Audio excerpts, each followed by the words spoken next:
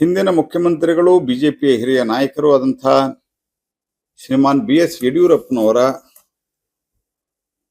50 ವರ್ಷ ರಾಜಕೀಯವನ್ನ ಪ್ರವೇಶ ಮಾಡಿ ಪೂರೈಸಿರುವಂತಹ ಈ ಸಂದರ್ಭದಲ್ಲಿ ಅವರಿಗೆ ಒಂದು ಅಭಿನಂದನೆ ಸಮಾರಂಭವನ್ನ ಏರ್ಪಡಿಸಲಾಗಿದೆ.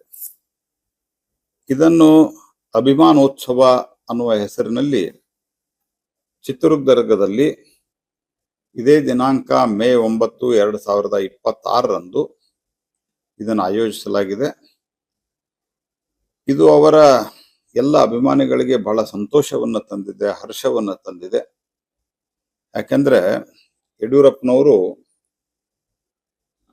ಬಿಜೆಪಿಗೆ ಯಾವುದೇ ನೆಲೆ ಇಲ್ಲದಂತಹ ಸಂದರ್ಭದಲ್ಲಿ ಕರ್ನಾಟಕದಲ್ಲಿ ಸೈಕಲ್ ಮೂಲಕ ಪ್ರವಾಸವನ್ನ ಮಾಡಿ ಪಾರ್ಟಿಯನ್ನ ಕಟ್ಟಿ ಅನೇಕ ಹಲ್ಲೆಗಳ ಆದಂತಹ ಸಂದರ್ಭದಲ್ಲಿಯೂ ಸಹಿತ ಅವರನ್ನ ದೈಹಿಕವಾಗಿ ಮುಗಿಸುವಂತಹ ಪ್ರಯತ್ನ ಆದಾಗೂ ಸಹಿತ ಎಮರ್ಜೆನ್ಸಿಯಲ್ಲಿ ಜೈಲಿಗೆ ಕಳಿಸಿದಾಗೂ ಸಹಿತ ಎದೆಗುಂದದೆ ಪುನಃ ಜೈಲಿನಿಂದ ಹೊರಗೆ ಬಂದು ಬಿಜೆಪಿ ಕಟ್ಟಿ ಪ್ರಥಮ ಬಾರಿಗೆ ದಕ್ಷಿಣ ಭಾರತದಲ್ಲಿ ಕರ್ನಾಟಕದ ಮೂಲಕ ಒಂದು ಸರ್ಕಾರ ಬರುವಂತೆ ಅವರು ಪ್ರಯತ್ನ ಮಾಡಿದರು.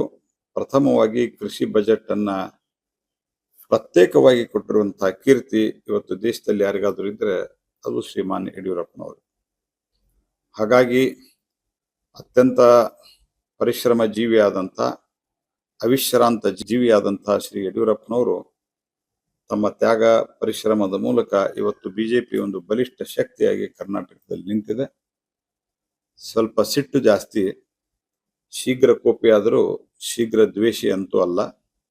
ಆದರೆ ಎಲ್ಲರನ್ನೂ ಆ ಸಿಟ್ಟನ್ನ ಬೇಗ ಮರೆತು ಎಲ್ಲರನ್ನೂ ಪ್ರೀತಿ ವಿಶ್ವಾಸದಿಂದ ತೆಗೆದುಕೊಂಡು ಹೋಗಿ ಬಿಜೆಪಿ ಸ್ಥಿತಿಗೆ ಬರಲಿಕ್ಕೆ ಕಾರಣೀಭೂತರಾದಂತಹ ಯಡಿಯೂರಪ್ಪನವರ ಈ ಅಭಿಮಾನೋತ್ಸವದಲ್ಲಿ ಎಲ್ಲರೂ ಪಾಲ್ಗೊಳ್ಬೇಕು ಮತ್ತು ನಾವೆಲ್ಲರೂ ಸಹಿತ ಈ ಆನಂದದ ಕ್ಷಣವನ್ನು ಅನುಭವಿಸಬೇಕು.